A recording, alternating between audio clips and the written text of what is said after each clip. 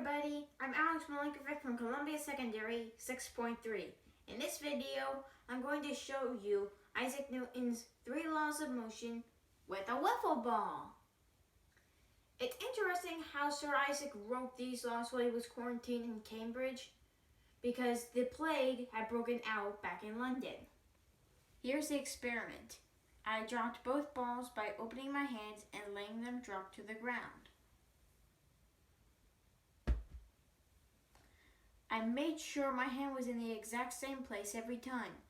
I set up my and my dad's cell phone with binder clamps. One shot was at regular speed, the other slow motion. That's why each video looks and sounds different. For this experiment, I used 2 wiffle balls.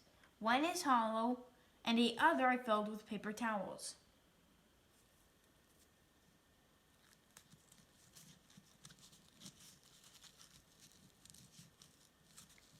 To show you guys the difference in mass, I weighed both balls. This ball weighs 24 grams.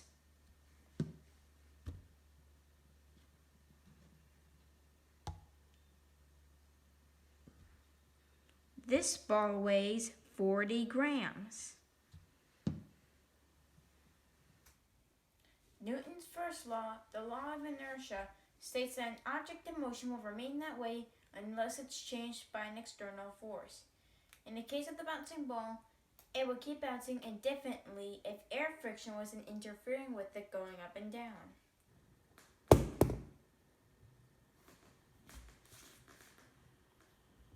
Let's move to Newton's third law before talking about the second.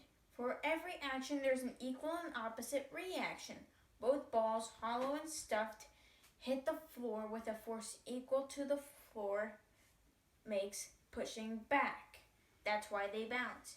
If I could slow down the camera even more, you'd see the floor actually pushing the ball back up. Here you can almost see the cabinet wall push back the ball. Here it is in slow motion.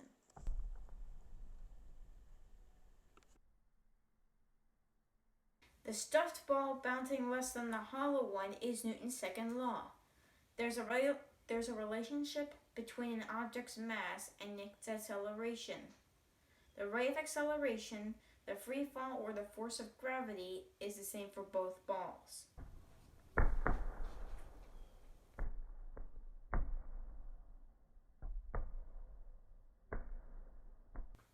But since the stuffed ball has a different mass, a greater force from the floor is needed to make it bounce repeatedly.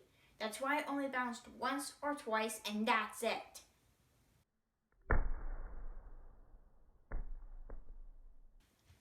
In conclusion, before doing this experiment, I hardly paid attention to anything like a bouncing ball. But now I, and I hope you, can see how this relates to us and the objects around us.